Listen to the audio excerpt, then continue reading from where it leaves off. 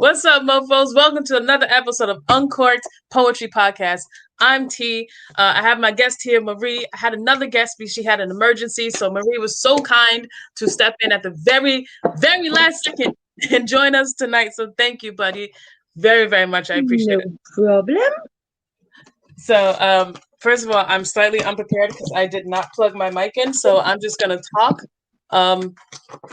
Just talk about stuff until I have that done because I was not prepared.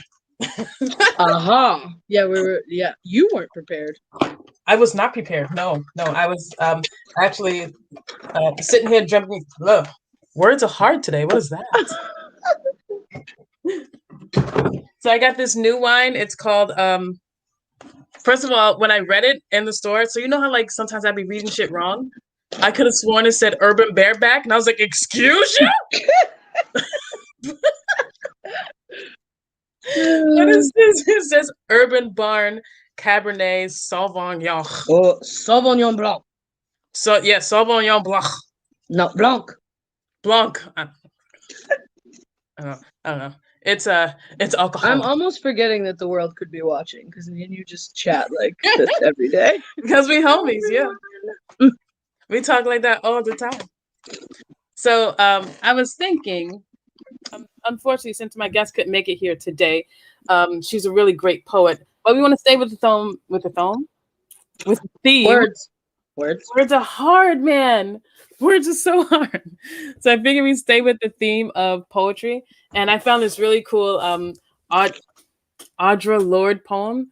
Words are just not my friend today. Isn't there a practice for words? I used to do before I go on stage, I do Unique New York. I know 5 times in one breath. That's right. Like red leather, yellow leather, red leather, yellow leather, yes. Red leather, yellow leather. It's so hard. I still don't have that one down.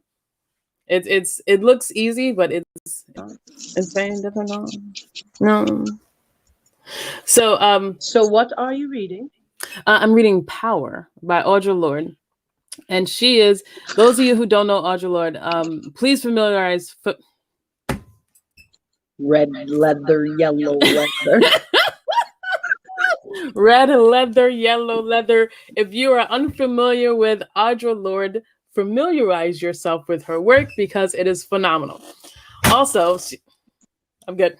Also, she is a writer, a poet, and she was also a Black poet and a lesbian back in like the 40s, 50s, 60s. Not a fun time to be gay. Wow, no. It's not. No. Mm-mm. And she's badass. Like she doesn't pull any punches. And her metaphors, you'll see. This is what you drink when you come to a live stream involving drinking when you've had too much to drink a few days ago and the sight of liquor is just nah. Mm-hmm. Now this Sauvignon Blanc is all right. So my buddy Jane sent me this wine, and it's Hermit. Wow. Maybe your guest didn't show up for a reason, did it? Right? This shit is ridiculous. Get your words together, motherfucker. All right, so Jane sent you wine. Be nice. I love Jane. Don't make it like I don't love Jane. I just purposely act jealous all the time because that's just how I'm supposed to. Well, yeah, I don't. You know what? Never mind. We're not going to go down that road.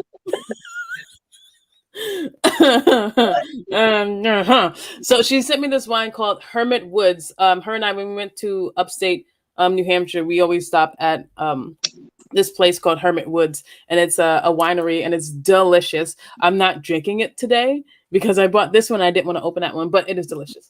So I'm drinking. All right, I'm gonna get it right today. Okay, Urban Barn Cabernet Sauvignon Blanc.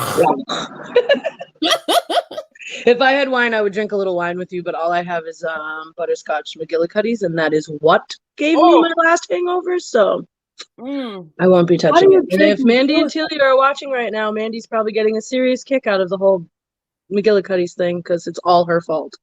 How do you drink? Okay, first of all, I can't drink McGillicuddy's unless it is like frozen. Frozen. And even then, it's still too thick, bro. It is. Well, my last adventure with it was like 12 of them. So 12 nips. Pretty much. We're not sure exactly if it was that, but somewhere around there. My liver will fall out of my ass. I don't know. The next day, I was pretty sure that was happening. Just liver, ass, fall.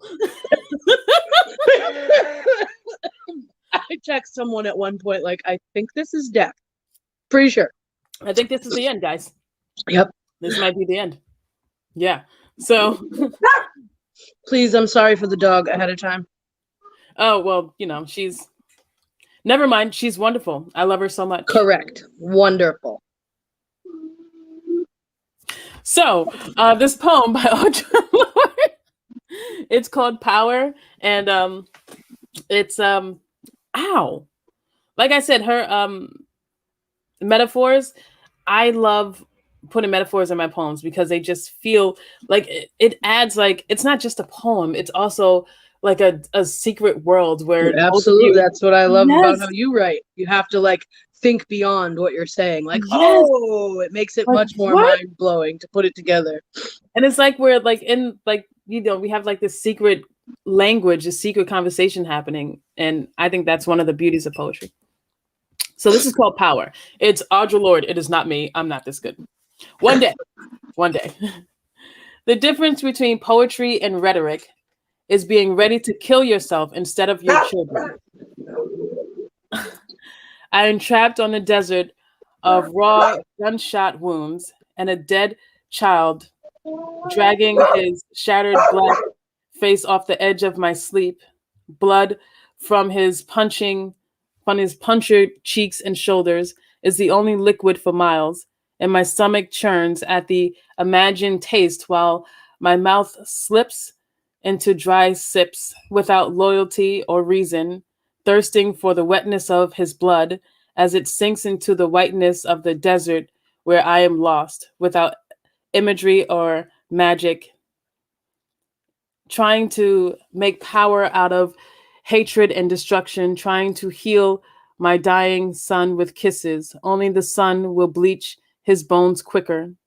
A policeman who shot a 10-year-old in Queens stood over the boy with his cop shoes and childish blood, and a voice said, "Die, you little motherfucker."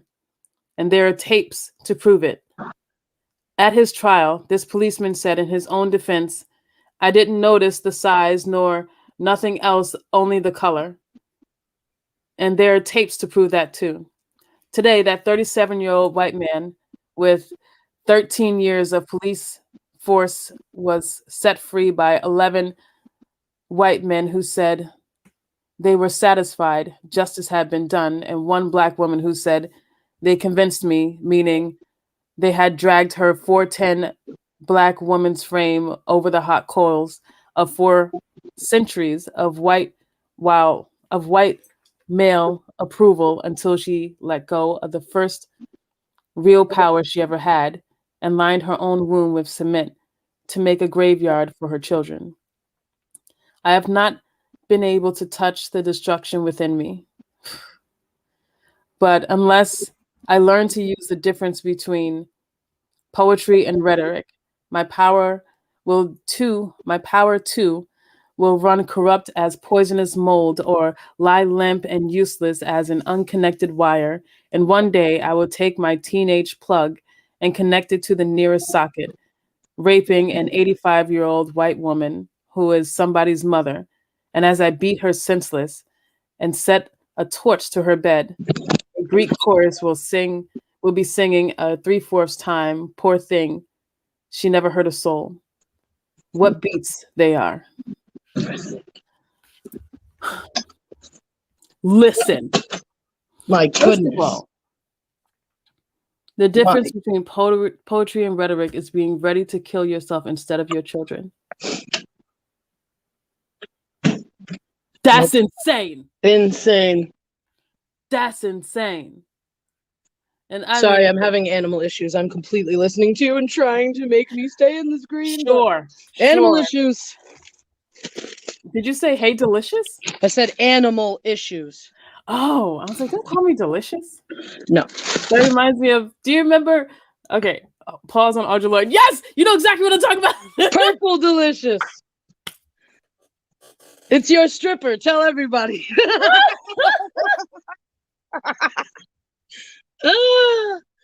Oh my god. Yo, I found Chocolate Thunder. Oh man, I don't remember what movie it was now. Remember I used to call myself Chocolate Thunder? Because like who wouldn't? I found it in a movie. I don't remember the movie now. I do not know what you're talking about. I named myself Chocolate Thunder. Oh yeah, but I didn't know. I don't know what movie it's from. I don't know what movie either. I don't know. Delicious. Sure wish I could sit still and talk to you, but I have a daycare of animals. Daycare of animals. All right, let's try this again. I just figured out that I think one of my cats has been in my linen closet for about 2 hours, and she finally just started speaking to let somebody know. Oh, no, she's fine. The cat food is in there, so when I like do my laundry and fold my towels and stuff, she sneaks in and I don't know it. And it's been like 2 hours since I've been in that closet, and I just heard her crying in it. So she's full and tired. Full, yep. Nice. Which cat is that? Tigers. Oh, that's so cute. I love tigers. OMGG. Jason, what? Do you have a favorite? Do you have a favorite poet or artist that you either read or listen to? I know this answer because like you're my best friend, but because you know what? I know this answer because like you're my best friend. But I don't know the answer. Not a poet, but an artist. I don't. Do I know? I don't know the answer. Well, I think like poet can be like a broad sense because I think like singers, songwriters are poets. Who do you think I'm gonna say? Jim Jones. Oh, okay. So yeah, if you're just but I just love him. I can't say that I love him for his work. Okay. Yeah. Oh boy, someone that I really enjoy listening to. But now see, like Charlemagne the God. I love everything that man says. Love him so much. Love the way he love him so much.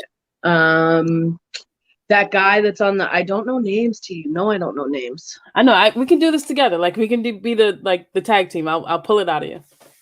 I'm trying to. I tried last time to tell you he makes videos all the time, and it's just black in the background, and he talks about all sorts of stuff, and I've shared them with you.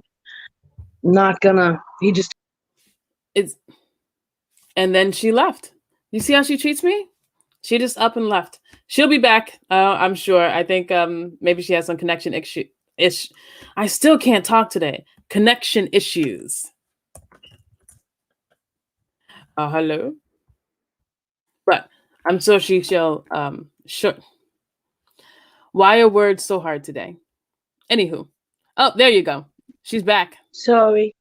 That's all right. You see, guys, she just left us. I can't talk about it. No. Sorry. So everyone knows that like my favorite is like Maya Angelou. Yes. Everybody knows that. But she's so talk about metaphors. Right. Mm-hmm. She's so good. Even Their Eyes Are Watching God. I listened to the book for the first time rather than reading it, and it just brings a whole new like. It brings it to life. And that book was recorded when she was alive, so it's her reading it. Right. Oh my God, it's mind blowing. And I told you I feel like that makes all the difference in the world, especially for Audible. You got me into it. I don't want to listen to a book now if it's not them. If it's not the person that's like, it doesn't sound the same. Charlemagne the God, that's the one that I did listen to Audible. I could listen to him talk forever, but I wouldn't read it. I like it much better that way. What book I always push this book anytime we talk about audiobooks. Tina Fey, Bossy Pants.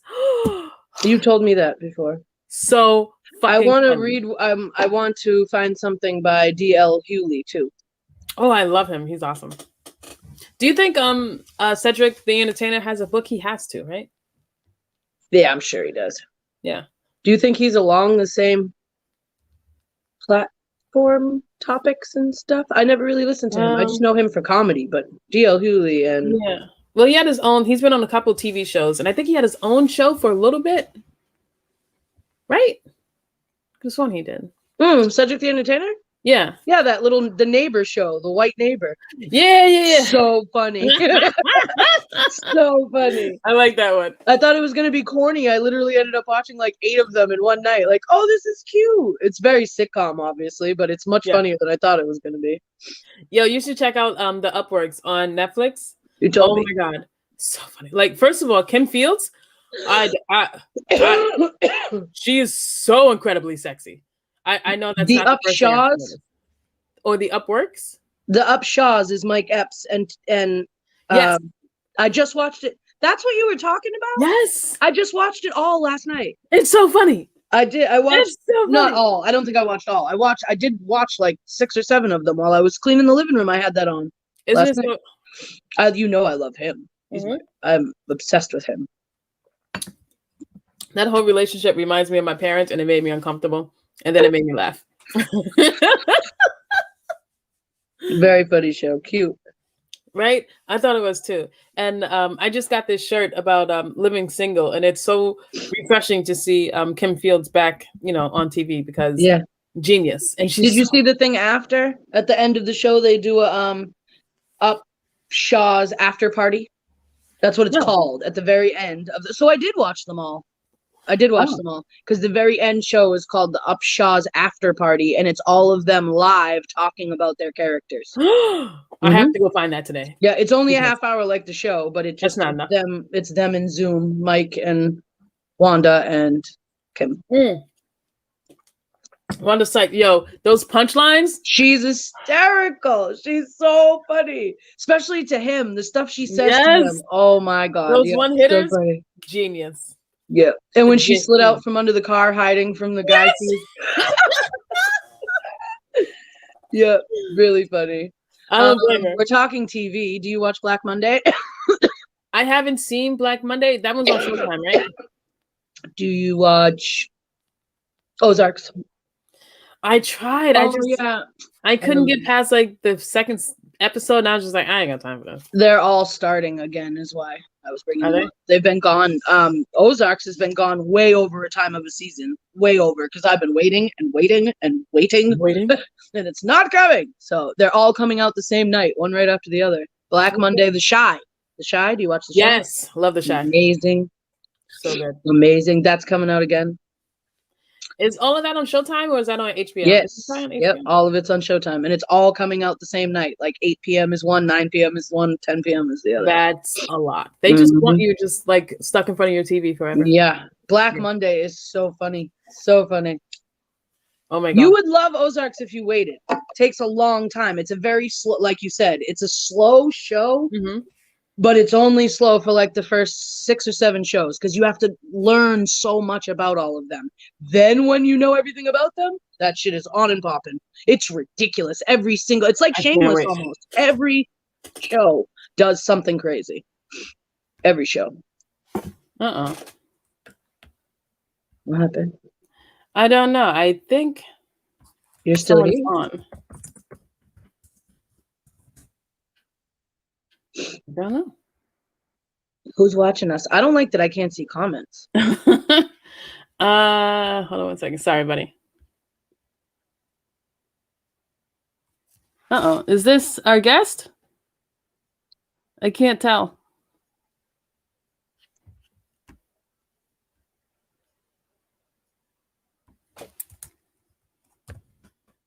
Dun, dun, dun, dun. Right?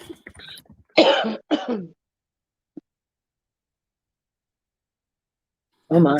No silence. I know. Silence is killer. Silence is bad. Silence is bad. It makes you sad on the inside parts.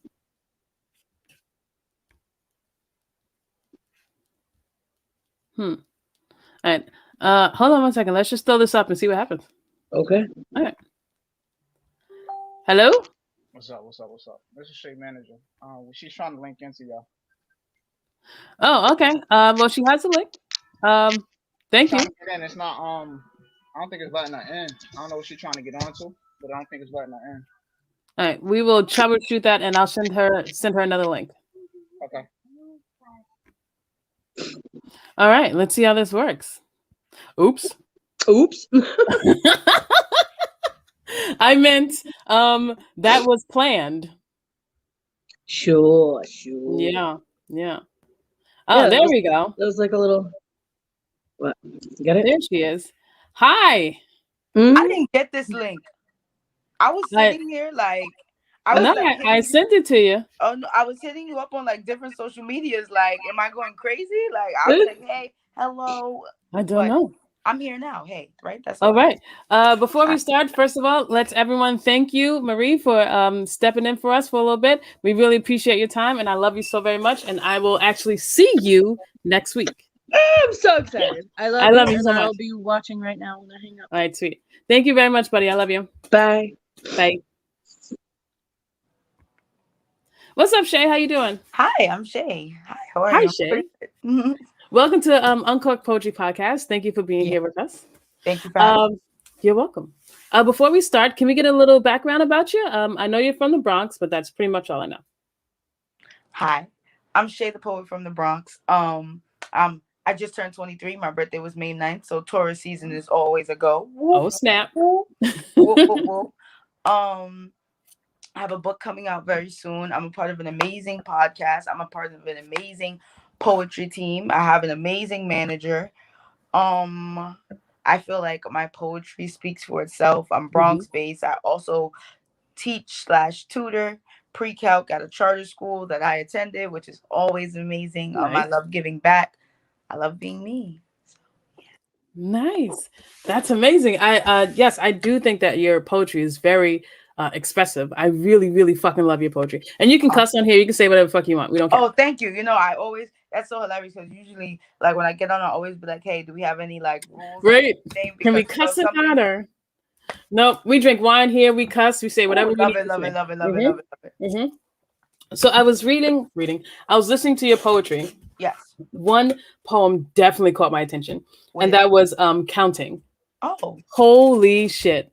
I love that poem. First of all, those of you who haven't seen it, her Instagram is in the chat. Her Instagram is in the thing. So go check that out right now.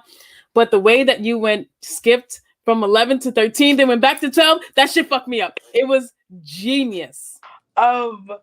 Great story about that. So, I don't know if you know Rudy Francisco, but Rudy Francisco, I got that I'm not even gonna lie, I got that from him. He has this poem. He's talking about this girl and how like they broke up, like and then she was just like, but his way a lot different, but definitely. And I thought that like the counting of the numbers, the actually explaining, especially like as women, especially trying to go back and forth and pinpoint certain things and not.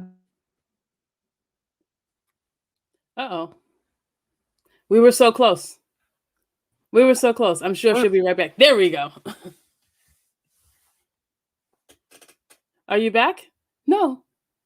We're so close. Don't worry. It's Friday, so first of all, everyone take a break. Take a drink. Friday's a good day to drink. Let's try this again. Did we fix it? I think we got it. Nope, we didn't fix it because now I can't hear you. You can't hear me? Nope. Oh, snap. I'm not. Okay. I think I have to leave. I think I have to leave and come back. Okay, let's try that out. Okay, give me 1 second. So sorry. No worries. We gotta troubleshoot. Okay. We fly. We make it work any way we can. Okay. We figure things out on our feet. We troubleshoot when we shoot trouble. You know what the fuck I meant. Troubleshoot. Sorry. That's all right. I always put my phone on do not disturb for these things, and someone always finds a way to break do not disturb. Right? So, yeah. Ninjas, right? What are you gonna do? My brother. Oh, okay. Is he a ninja or? Definitely. Knew it. Definitely. But yeah, that was definitely like my counting. I wrote counting 2 years ago. You did that 2 years ago. I wrote counting 2 years ago. Just some expressive stuff. Like I was going through a rocky point in a relationship I was in, and I was like, this would work. Yeah. Yeah. Speaking of your relationship, so you talk a lot about very personal topics. Is that a conscious decision you do, or do you just go where the poem takes you? A little bit of both. Mm-hmm. I guess I'm a part of an amazing poetry team, so sometimes we have prompts, sometimes we have things that we should talk about, but usually it's somewhat based on something that I've been through. Like it's something that I've been through, and maybe either I heighten my feelings or I pinpoint something to really focus on and then go from there. Mm-hmm. But a little bit of both. A little bit of both. Okay. Okay. If you don't mind, can we hop into a poem? Of course, because you love counting, I have to do counting. It only Yes, please do. I love that poem. That I'm up here with everyone. Yes. Okay, so let me adjust this right so that I don't fall or mess anything up or mess anything. Okay, cool. So 1, I tend to blame all of my problems on me. 2, but I think it's constant reassurance that I need. 3, I've never hated someone as much as I hate you. 3, I've never loved someone as much as I love you. 3, you disgust me. 4, you're the first person I've ever trusted, so betrayal felt different coming from you. 4, fuck you. 5, is it possible to have all these mixed feelings? 6, I know that you love her. 6, tell me how she was. 6, actually don't. 6 is the devil's number, so I'm not surprised that I got stuck here. 7, I'm in love with you. 8, I wish I could be vulnerable with you so you could see things the way that I do. 8, I wish I could stop loving you. 8, but I truly don't want to. 8, but I guess I'm responsible for that too. 9, you are the most selfish nigga that I ever knew. 9, and I chose to stay with you. 10, you took advantage of me. 10, you'll never find a girl that loves you like me. 12, you're so deceiving. 12, you're so manipulative. 12, I wish I could leave you. 12, maybe I don't want that. 11, I skip numbers when I get mad. 11, I hate you.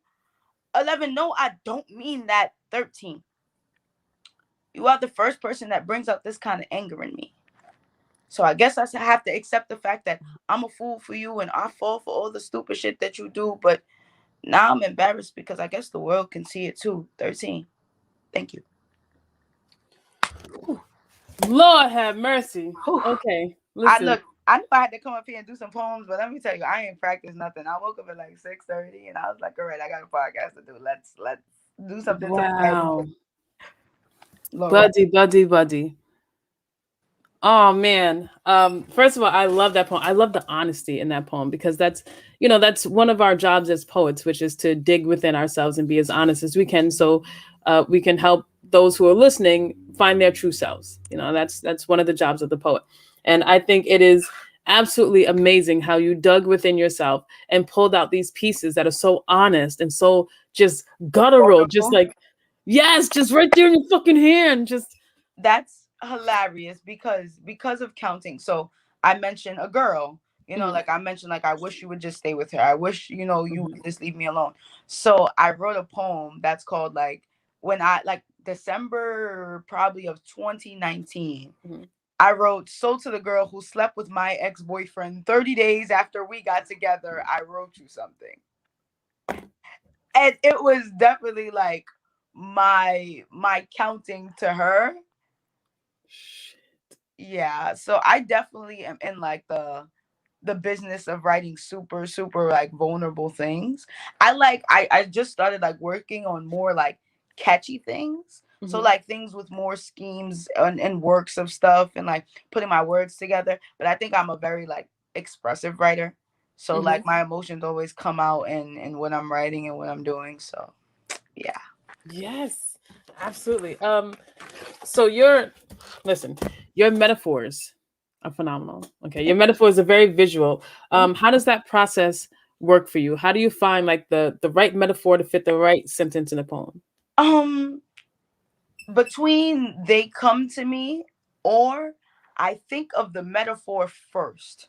Like I think about things that I would want to compare or how they would compare, and then I build it off that. So it's usually like really backwards. Like usually people write like how they feel and then like, okay, metaphor and this would go with it. It's more like metaphor, how would this portray how I feel? Nice. It flows better because sometimes when you like put the metaphor after, it seems like you're forcing the comparison. Like you're looking at it, it's like, oh, you know, like this, oh, that would make sense. But I feel like when you started off with it, it's like, oh, this led you into how you felt. So I think real visual. So you also do a lot of positive affirmations and positive talking on your Instagram. Is that something that you've always wanted to do, or is that just something that is a part of you? So funny. So I work with 12th graders, and I know I look like a 12th grader, so it's like, how do you do that? But I work with 12th graders. I wasn't gonna say nothing. Thank you. No, it's good. When I'm 40, I'm gonna look 25. It's gonna. I see it coming. I just gotta wait my. But one of my old teachers, I work at a high school. I work at the high school that I actually went to. Cool as hell, dope as hell. But my teacher this morning was like, I love being around you because you just have this radiant energy about you that makes people want to talk to you. So like I've been through a lot from October 2019 to about now. That has like definitely been real, like generally probably the lowest points of my life. So it's been a lot of like dipping, a lot of like, whew, I don't know if I could do this. I don't know if I really want to write. I don't know if I really want to do poetry anymore. But I think that it is so important to be around people with like positive minds and positive headspaces. Like you're going to win some, you're going to lose some. You're going to be in a space where you're just like, oh no, I can't do this. I hate everything about this. And I think to hear that somebody was at the bottom and made it definitely puts you in a different headspace to go out there. So I feel like I get to be that person. Like I get to be the person that goes, hey, I was there. Like I was at rock bottom. It was literally, if I went any further down, it was the center of the earth. Like, so it's just like, hey, we're at the floor. Let's see where we can go. So I definitely I don't even try to do the positive affirmations. I just feel like I need them today. So maybe hopefully somebody else need it. Like it really be for me. But people be like, oh my God, I was there. Like I did everything. Like I wrote this poem called The Ode to My Hair, and I dropped it last night. And I thought that nobody would be able to, well, I didn't think nobody. I just thought that it would be like a strictly woman kind of thing. Like it was about me cutting off all my hair. So I was like, man, I'm not going to get, like people aren't really going to like resonate with this one. This was probably just for me or whatever. And I had so many women, so many men, like so many like guys who have single fathers who have daughters. And like they talk about hair frustrations with their daughters. And they're like, yo, I didn't think that my daughter would feel like this. And I'm doing this because of the things I know. So I just thought that my daughter just wanted long hair. So I'm doing everything to make sure that her hair grows. But my daughter's like, I don't want this, Dad. I don't like that. And then women are like, I respect your hair journey so much. It's been so many times I wanted to just whoop. And then I was just like, no, maybe not. I don't know. So it was definitely pretty bomb. Damn. Can we hear that poem? Are you Of course. Yes. Thank you. So this is the ode to my hair. So I used to associate hair with beauty. So I thought that the longer my hair, the more beautiful I would be. So with every wig I bought, I weaved in some insecurity. Attaching every extension left me with little recollection of where I come from. So last summer, I went natural. So I could see the beauty in me. Bearing my investment into curly-headed products because this is supposed to show me who I could be. Fun fact, I can't braid. So you could only imagine my reaction when I found out that I needed that to maintain this natural wave. So now I'm stuck between this ideal version of me and my reality. I mean, my hair curled up real pretty when wet, but then poofed up in humidity. It was almost like a mirror reflection of me. It was a process that I just couldn't believe. So I thought that YouTube would save me. I thought it would show me the deeper levels of the insecurity embedded inside of me. Excuse me. I mean, I thought it would teach me how to deep condition my hair until I saw my own beauty. You see, my hair needed to curl. I figured it would show some kind of waves of self-identity. So I began to two-strand twist every area of self-doubt with my ideal versions of beauty. I bantu knotted away all the self-hate and tucked it under every smile. I put my hair in a ponytail and I just so happened to uplift all the negative comments people had to say. So about 2 months ago, I cut off all my hair. Call it an early life crisis.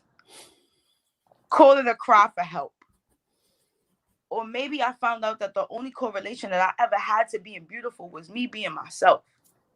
I tied that to better understanding my mental health, because you see, my hair has no correlation to beauty, only the improvements of myself. So this is the ode to my hair. So to my hair, I'm happy we part ways. I think I'm beautiful this way. Listen. Okay. First of all, I went natural to see the beauty in me. Oh my God. I love that line. I love that line. First, that should be like every little black girl should like have that, like just in her backpack. I agree. I think like, especially like being black is like so amazing. It's so amazing, and it's like so filled with so much self-identity. I feel like growing up, hair was such a thing. Like it's such a thing. Like you just had to have long hair. It was a thing. Like I mean, now it's a lot better because we're accepting so many more curl patterns. We're doing this. We're doing that. Like my mom, and me and my mom were having this conversation the other day because my mom took me to the salon every 2 weeks. I could not have a wash and set in my hair. Or maybe like my mom, she used to braid, so she did some really cute braids, and when I took that out, it was a wash and set. It was you keep your hair straight, and I've always had curly hair, and my mom didn't. And my mom never permed my hair, never anything. But it was always so frustrating because it was just like I didn't have anyone to teach me. I didn't have anyone to help me. I didn't have anyone to do anything. And then by the time I got to college, I met my friend, and she did weaves. So it was just like, oh, I'll just throw a weave in my head and I'll do the whatever. It's gonna last long enough. It's gonna get me there, get me home.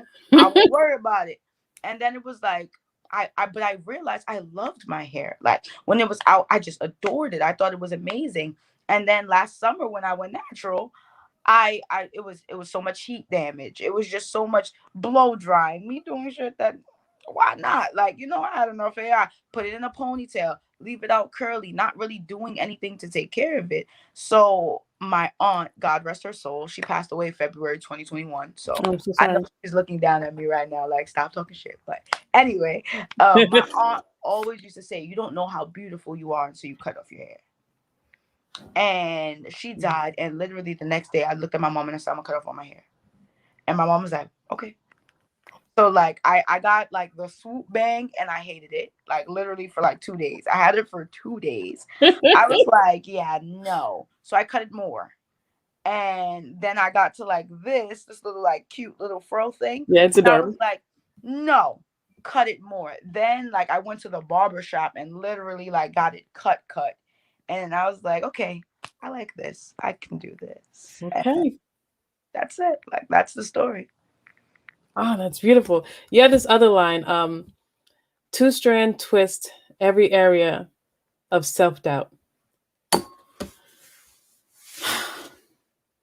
What in the fuck? That was fun. Oh my God. I love that so much. That's what I'm talking about. Like when I saw your Instagram, I was just scrolling through Instagram, like trying to find poets. And I came across your site. I came across your page. And I listened to a poem. I was like, damn, that shit is tight. And I listened to another. I was like, damn, that shit is tight. I was damn, this shit is tight. Thank you. So good. So where do you find you perform your poetry, right? Yes. How do you feel when you step on stage and perform your poetry rather than reading it to a friend? How do you find that thing inside of you that just wants to burst when you get on stage? Funny thing, I always knew I was meant to perform. Always. I think from the moment I came home, I was away at school. I came home 2019. The first thing I did was touch the stage, and it felt like home. I performed in front of Maui _W. Like she's a big poet in Philly. She has a bunch of books. She's amazing. She writes about a bunch of love poems. I watched her for months, and then I went to Philly to watch her perform, and I knew damn near every poem. And I laughed and giggled, and I was like, okay. I came home, and I was like, I could do this. I touched the stage, and it was the first place that I just felt like I belong. I haven't had stage fright. I don't get nervous. You don't get nervous? I don't get nervous. I've performed in front of 1,500 people. I led a protest in June, literally screaming poetry with no mic. I've performed in front of rappers, in front of big names. I don't get nervous. I feel like this is where I belong. This is where you belong. You found your thing. You found your niche. I found my thing. So You it's just, found your thing. I just You damn kind of did. get excited. You fucking did. Yeah. I get excited, and it's so funny because like when I get booked for shows and everything, like sometimes people book me and like they go through it, but they don't really like listen to me. So like they see me and they're just like, well, she's just cute, she's adorable. Go ahead, put her up there. And like they put me first and stuff like that. And literally by the time I get off the stage, people are like, they put you first. I would never put you first. People do it all the time, and people be like, and it's literally, and they'll go to book me the second time, and they'll be like, yeah, I won't make that mistake twice. Yeah, because no. The first time, then people be like, I'm not going after her. I'm not doing this with you guys. And I'll be like, and I'm so supportive. No, go. We want to hear you. No, I'm not playing with y'all. I'm not going after her. Is she gonna go last again? I'm like, oh man, sorry. I was just trying to perform my art. I just thought we were right. What's up, Marie? Thank you for staying with us. And what's up, Collier? She said hi to you. She said, "That's my Shay." So you're her Shay. So, absolutely. Yeah. Congrats.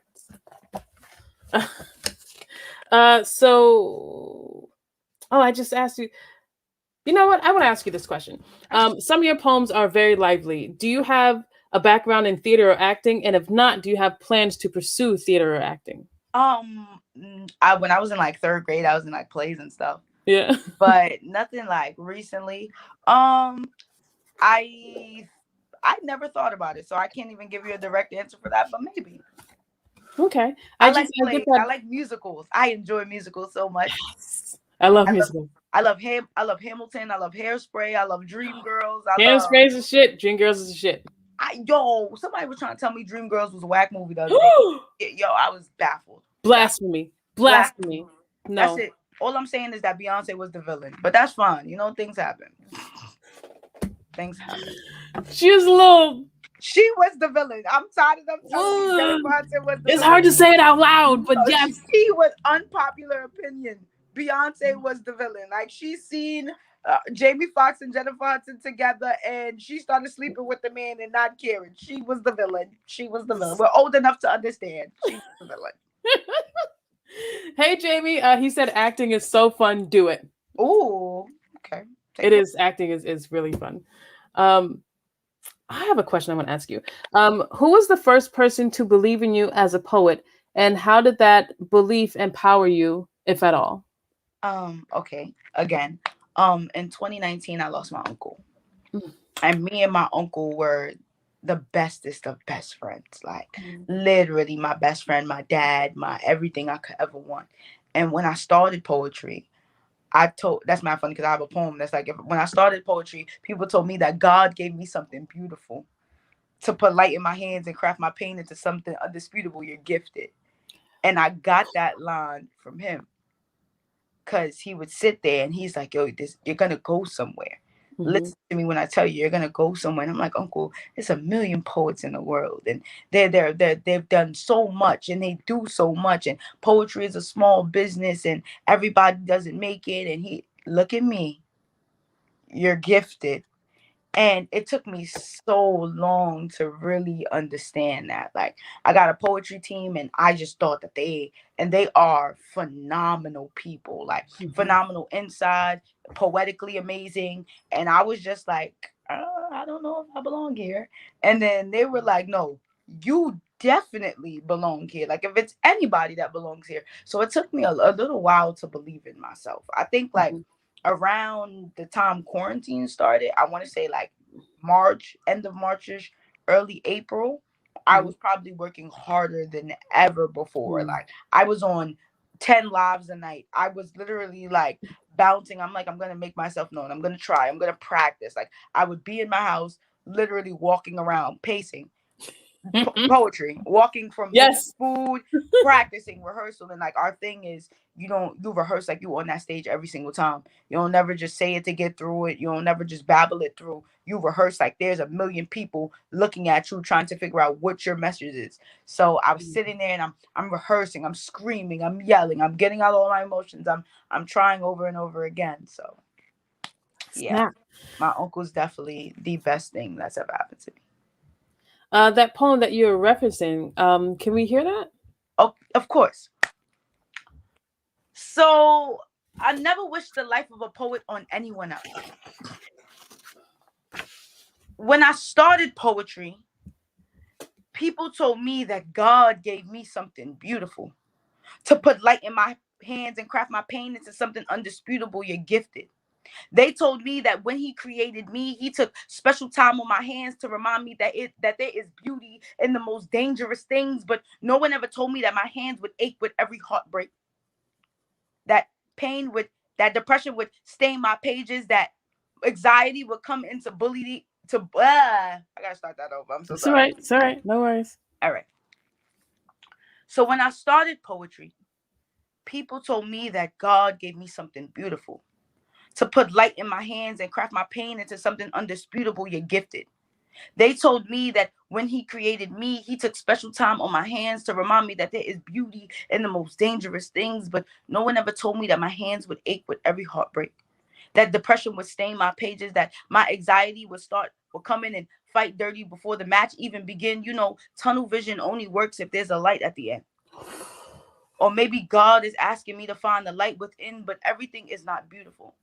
From the pain I experienced to the shit that normal people just wouldn't go through. You know, the day that I lost my uncle, my voice was robbed at gunpoint, disappeared for 3 days. But before it left, it told my hands not to put in a paid vacation, that this moment needed to be documented, that there was beauty in madness. To be a poet, I have to tell you my trauma. To tell you my trauma, I have to relive it. And that's poetry to you. Stripping people of everything magical. Poetry is beauty to you. You love the bruises that paint my back, the blood that runs through my veins. You want me to use my blood as the ink to my pen to create these stains. And yes, they are permanent. As if my pen could part seas, as if my trauma could give you exactly what you need, just enough to set your soul free. So tell me what you see when you hear my art come from me. Thank you. Whew. God damn it. Whew, that one is an oldie. That one might really need some rehearsal. Lord have mercy. Okay. First of all, somebody put it in the chat, and they should have. Spades Lund. What's up, Spades? Hi, Spades. They said that tunnel line is tough. Listen, tunnel vision only works if there's light at the end. If not, you're only just walking in a dark space, baby. Boy, oh boy. Listen, I don't know. They were right. Okay? You were made for poetry. This is what you should be doing. That line was tough, buddy. That line was tough. Thank you. Oh, I love that so much. My pen could part seas. You're goddamn right. Speaking of pen or pencil, how do you write? Do you use a pen or pencil? Notepad. I take my notes. I take my notes everywhere I go. Right? Yeah, my notes is on my phone, and I feel really bad about that. I always tell myself I'm gonna get a journal because I walk around with a bag, so it's only right that I carry a journal in my bag. Because what if my phone dies and people be like, "Hey, like look up like your most recent poem"? I couldn't tell you. Like I just was recently writing a love poem, and I was just like, "Oh, this is cute. Like this is cute. This is something I should write." But oh my gosh. So Collier said, "Come through, Shay T. Let's pack that." Marie said, "Lines and no lines on the paper." Ooh, question, because I only write on. You said that you only write on your phone, right? Mm-hmm. Okay, I only write on paper, unlined paper. I hate lined paper. It drives me nuts. I can't have lines at all. I'm left-handed, so I feel like no line paper would kill me because I can't write straight. Like I already write the book sideways, so it's definitely gonna come down. But it will probably be. I have this one poem when I used to actually write on paper. I have this one poem that I wrote and I made it into a house. But like, that's tight. Write it into a house, and the poem was about like my family foundation. So it's like it starts up here and then it comes down. I love that. Have you ever I'm sorry. No, visuals are cool. Yeah, sorry. Yes. Have you ever written backwards just to see it in the mirror? No, but that would be fire. It's really fun. It's a weird kind of exercise, but writing backwards and then trying to read it through the mirror. It's a weird shit I do. Crazy thing. All right, so if I write a poem, right? Mm-hmm. I have 1 day to memorize that poem. If I do not memorize it in that 1 day, it won't be memorized. It doesn't work with my making sense. Like, I know that sounds crazy, but it doesn't make sense to me. No, it makes sense. When I write things, the first 4 lines I grasp instantly. Like instantaneously. Like, I have this hold on, and this is a snippet, guys, please bear with me, hopefully it goes right. If I could, I would strip the red off the American flag, because the red is the blood of my people. No, fuck that. I'm not writing another sad black poem. America wants a war. All right, they got it. I'll load the clip. Give patriotism the 10 commandments and then put them on a crucifix, so that cops got to pray that God help them see it through this shit. And that's all I remember. But that's the... God damn it, Shay. God help them see it through this shit. Oh, man. I really kind of wish I knew the next line, because I know it's fire. That God help them see this shit. If I could, I would strip the red of the American flag, because the red is the blood of my people. No, fuck that. I'm not writing another sad black poem. America wants a war. All right, they got it. I'll load the clip. Give patriotism the 10 commandments and put them that the pigs have to help them see it through this shit. No, that was perfect, man. Perfect. I really love in a poem when a poet starts the way that you just did, you know, talking about the red and the flag, and then like, nah, we're not talking about that. We're not doing it. We're not doing it. You know, seeing the left coming, I think makes the poem not just more honest, but it's not that it's easier to follow, but it kind of gets the audience like, oh shit, well, where are we going if we're not going to talk about this? Like, what are we going to talk about? I love that. I love that so much. Definitely. I have a lot of like, you know, being black and everything that we've been going through, I definitely just gave up on watching black traumas, and I encourage everybody to do the same. Like, yeah, even if y'all gotta write that strongly word another to Netflix, I'm done with it. Like, I'm done battling reality and then coming home to try to sit down and watch TV, and I have to see everybody that looks like me dying. Word. So I have so many like black poems. Like, I have 4 brothers to my unborn black son. Just like a bunch of things that like are a real damn, I have another one that, why can't I think of it? Okay, whatever. Okay. It's another one out there. But yeah, so this poem that I wrote was basically more so like, no, fuck that. Like, no, I'm not. You can't get another I wish for peace and prosperity. I'm hoping that y'all help us. No, fuck y'all. No, fuck y'all. And that's just what it's gonna be. So yeah. Yes. Love that so much. Oh my gosh. Sorry, my cat has found a fly and it's about to get real crazy up in here. Real quick, it's perfectly fine. My dog be bugging. My dog, I have to put him out for things because he likes to be the center of attention. He thinks the show is about him. I'm not sure. You know, I'm just gonna ask it. How has performing poetry changed your delivery? Have you started to write different for performing, or has your writing style stayed the same since you started? Some things I write and I be like, oh my God, I can't wait to perform this. And then I realize that they're just written pieces. Like, they're better off as written pieces. But I definitely don't know when I start writing. Like, it could be anything. Literally, it could be anything. I just looking at it like, maybe like this would be cool if I said it out loud, or not. It's fine. We'll see. One of those. What or who inspires you? Who helps you get to finish that poem? Who helps you get up in the morning? Who helps you keep pushing? Okay, so this is gonna be a lot of different answers. So when I started, it was definitely like my hobby. So I never really like needed a push. It was just something. Okay, so I never really needed a push. It was just like, oh, I'm working. Oh, it's moving. It's fluctuating. Then it was my poetry team for sure, because it was Hey Prompts, Smooth like runs the group, and it's so cool because he, like, the way he pushes us. Like, I'm from New York. If y'all don't hear all the Bronx in my accent, but we hear it. Yeah, definitely. So I'm from New York. So like Smooth, like, he'll text us and he like, yo, I'm not gonna lie, y'all trash. Like, I don't even know. Like, and it'd be like, what? Like we didn't even say nothing. Like, yo, group chat be silent. I won't lie. Like, it literally go, I won't lie, y'all really trash. Like, I walk on all y'all. Who, me? Now it's an argument. Me? You can't walk on me. And then he'd be like, come on, don't do that.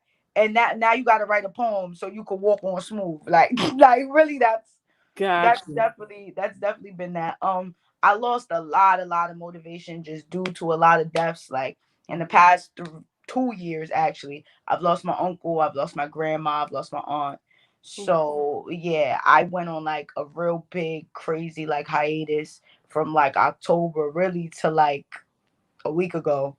Cause I was just I thought that I wasn't gonna do it anymore. Like I was just like, hey guys, I told my poetry team, I told my manager, like I was just like, guys, I can't do it. I can't write. I'm in charge of my family, and I don't mean to say this like in a bad way, and I don't want nobody to go out there and be like, why would your family make you do that? I'm really good with words. So usually I'm in charge of obituaries. But when it's obituaries of your family, it takes so much more out of you. And then as a compliment to the obituary, the ending program is always a poem that I write for my family. So I wrote one for my uncle, I wrote one for my grandma, I wrote one for my aunt.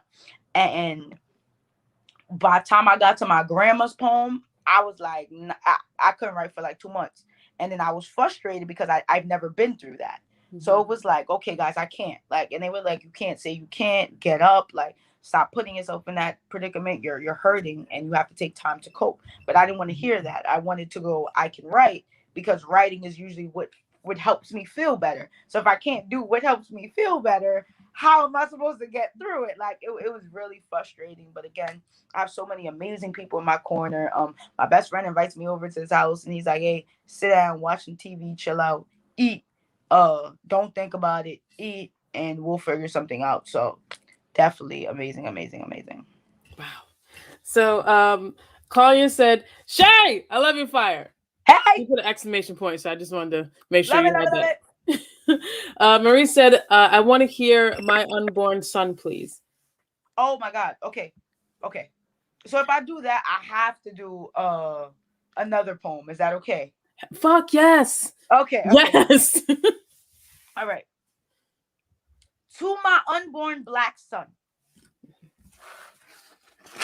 I want to start this poem with, I'm sorry, but that's not because I think I will fail you. I just don't necessarily know how to raise you in America KKK. I don't know how to save you from your skin color or the proper way to stop your blood from being splattered on concrete, or when a group of people hate you before you can even breathe. But I think that you're finally old enough to understand the truth.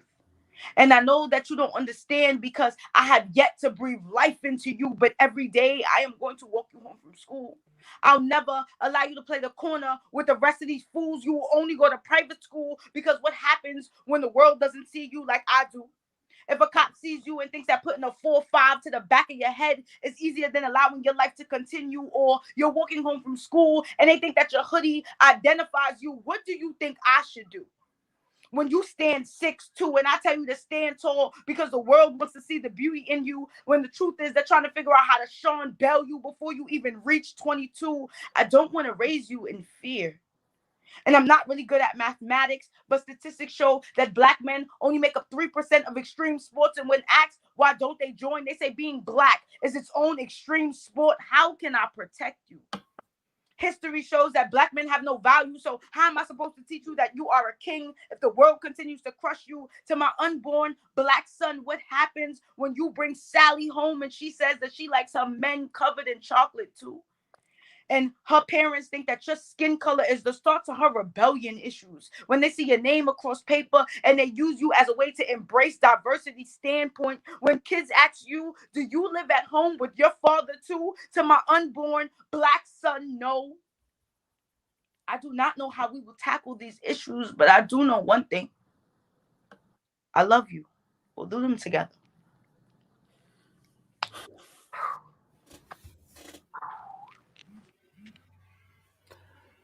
What the fuck? Fucking amazing. Oh my God. Marie said, fucking amazing. So glad I asked. Claudia said, trying to figure out how to Sean Bell you before 22. That's my Shay. Yes. Fire. I have goosebumps. Yeah. Yo, your skin color is. I just want to say, I feel like you're the only person that gets that line. I feel like when I say that line, people laugh, but like your skin color is the start to her rebellion issues. Like, yo, thank you. I just want to thank you because I I feel love like that line. when I say it, people be like, and I'll be like, what don't you?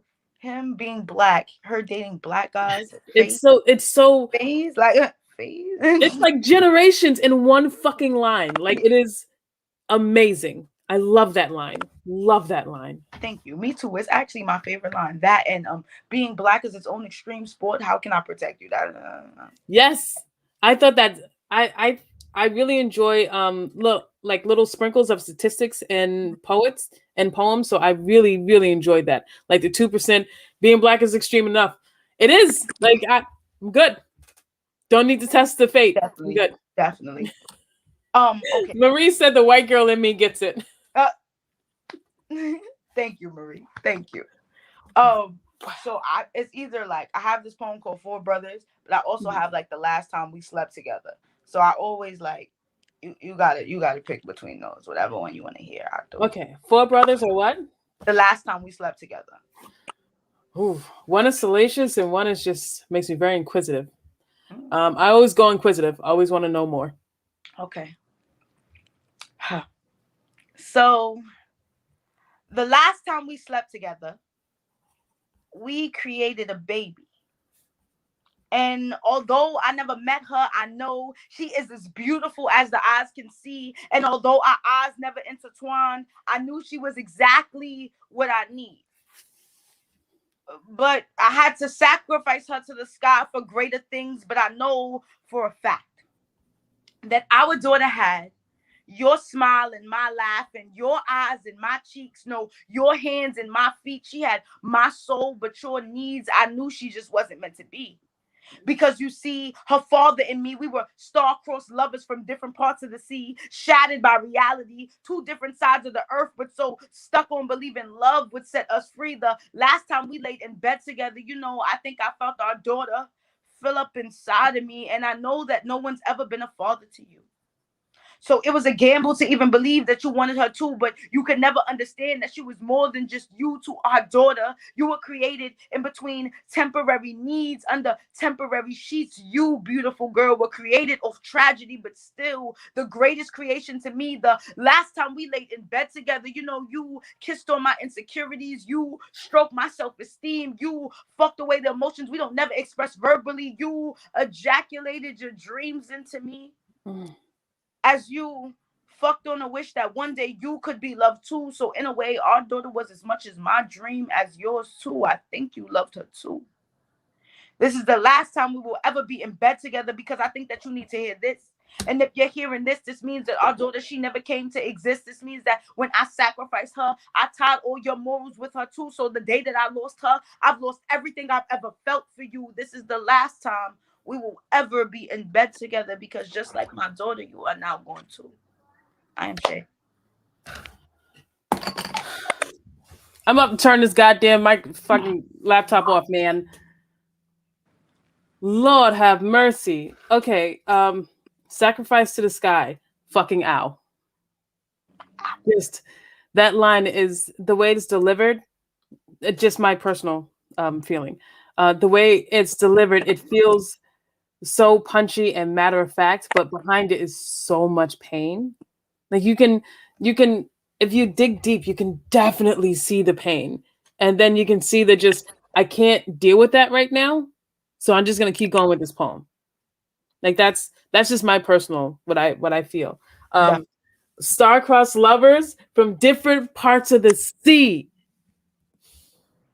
You better stop. You better stop. No, don't ever stop. You're fucking amazing. Don't ever stop. Don't ever stop. Oh my gosh. And kissed on my insecurities. I felt that like as a 37-year-old woman, I forget, definitely had different partners who having them hold you in just a certain way just kind of makes the pain go away, but it's only ever temporary. And I get that feeling in that line. Like that, I get like lifetimes of relationships in that line. That is a wonderful line. Wowzers, what are you made of? That's my next question. What the fuck are you made of? sugar, spice, and everything nice. Now let me stop. I like that. Attitude, trauma, and love. Attitude. Did you say drama or trauma? Trauma. Attitude, trauma, and love. Okay. All right. I have one more question for you. No. It might be more than one. Like, we'll see where this question goes. But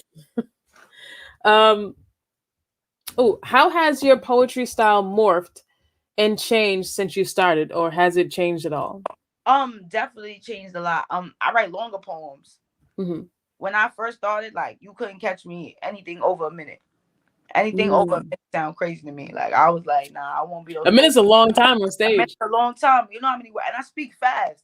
So I get out at least 100 words, at least 100 words per minute. Like, I was like, yeah, y'all wilding. Anything over a minute sound crazy to me. But I definitely write longer. I definitely feel like my metaphors hit a lot more now. Like, they definitely like line up a lot easier, and I love that. I love that a lot. I think I'm more vulnerable. Like, I think before I was only willing to write about my relationship, but like now I write about my life. I write about my dad. I got poems about my mom, my family dynamic, things that have happened in my life, things that have occurred. So, yeah. Right. I lied. I have two more questions. Go ahead. If someone wanted to do what you're doing, if someone wanted to become a poet, be a performance poet, what advice would you give them? Do it. Do it. Practice. Practice like this is something that you love. Do it out of love. I tell people all the time, like, if you do poetry, you do it because you love it. You don't do it, trust me, you don't get a lot of money. It ain't nothing that's going to change your life, but it's something that you love. It's something that you're willing to see it through. Do it. Practice around anybody. Like, my manager used to have me spit randomly on the train. Yes, like I don't know if y'all ever been to New York, but you know, showtime, ladies and gentlemen, showtime. Like, spit randomly in front of 50 people I've never seen before, and I feel like that definitely is one of the reasons I don't have stage fright, because the worst that the subway car could do is boom me off. Hey, stop, ma'am, shut up, like, ma'am, please, no, ma'am, please, no. So, first of all, thank you so much for being here with us today. Your poetry just it hits just different. It just hits different. I love it so much. I really like your delivery. It's so I don't even know you, but I feel like it's so you. Like, I think that is the markings of a great artist. You know, not that anyone can do poetry, but a lot of people can do poetry to make it look and sound good. Yeah. Lots of people can do that. But your poetry is different. Like, we see parts of your soul in your words. Like, you take us on journeys. You know, it's not just a story. Like, we're on this path with you. And I think that's the markings of a great poet. So thank you so very much for being here with us today. You are phenomenal. So my very last question, I want to make it weird because I like weird shit. Go ahead. Okay. So let's say you're on an elevator and there are 13 floors. You are at the top floor. You're at floor 13. There's 13 lighted buttons, and you're in the elevator, 13 lighted buttons, and then there's another button that says do not touch. And you're trying to get home. Which button do you hit? The one that says do not touch. Right? How could you not? That's because it's just something wrong with me. I gotta do deficiency. I got a defiance issue. I don't like being told what to do. It throw me off. So now I feel like I gotta touch it, because if I don't touch it, I'm gonna spend the rest of my time going home. Like, damn, I wonder what the button could have did. What if it would have teleported me home? See, it could do that. It might be able to do that. It's your button. I believe it. I believe it too. You do whatever you want with the button. Thank you, Spades Mama.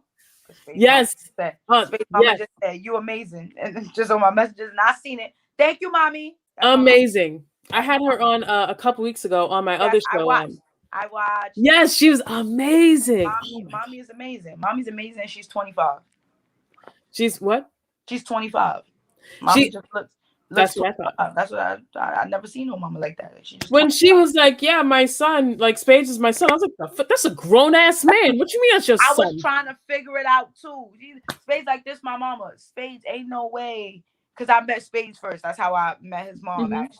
So I was like, Spades ain't no way that's your mama. Like I see you. You got to be at least 25. This woman is only 26, so that don't add up, Spades. That's not a thing that can happen. You're lying. And he was like, no, this is my mama for real. And I was like, that's crazy. I'm gonna need them papers, bro. Right, I'm gonna need to see the papers. Something. But you want to know what it is? Mommy's amazing. Mommy's amazing. Spades is amazing. Shout out to them. They're amazing people. And black don't cracking. That's just what it is. That's just what it is. That's just what it is. I'm just saying. Yeah. I got carded today for a bottle of wine. I broke my fucking arm getting that shit out. I was like, what? Did you just card me? First of all, I go to the same club all the time. I won't lie to y'all. And they card, I think like the bouncer just does it now to be funny. The guy like cards you because every time he looks at me, he like, what is it, 16? Then he start rubbing on my ID. Is it fake? Is it fake? Mister, I'm 23 years old now. If you don't give me what I asked you for, pay taxes out this bitch. Right, like I be taking my money. Give my honey. Leave me alone. Damn it. All right, y'all. Shay, could you tell everyone where they can find you and how they can support you? Oh my God, you can find me at Shay the Poet. Oh, right. Is it this way? Yeah, this way, right? Yeah, I got it. Yeah. Cool. All right. At Shay the Poet on IG, on Facebook. I'm gonna do a better job of posting more things on Facebook because I just be talking shit. So excuse me. If you want to see me just talk shit, you can find me there. If you want to see me on Twitter, really talk shit, Twitter is where to find me. If you just want to see me not be Shay the Poet and just be Shay, that Twitter's where to find me. I'm also on TikTok. I throw my stuff on TikTok. So literally, you can find me anywhere as Shay the Poet. That's all you gotta do is type them, and I pop up. Boop, pop up. Oh my gosh. Your poetry is absolutely amazing. Thank you for sharing your talents with us. Thank you for having me. Again, I apologize for my lateness. I promise you, I really like you sent me the message and I was like, I never got this link. And then I was like, and then as soon as you sent me the link, my manager sent me the link, like, hey, look. And I was just like, okay, I'm coming. I'm ready. I'm just happy to have you here. Thank you. No worries. All right, y'all. Make sure you follow her on all the socials and re-listen to this podcast, which will be up tomorrow afternoon, and you can rehear all of her amazing poetry. Please support her. You have an apparel line, right?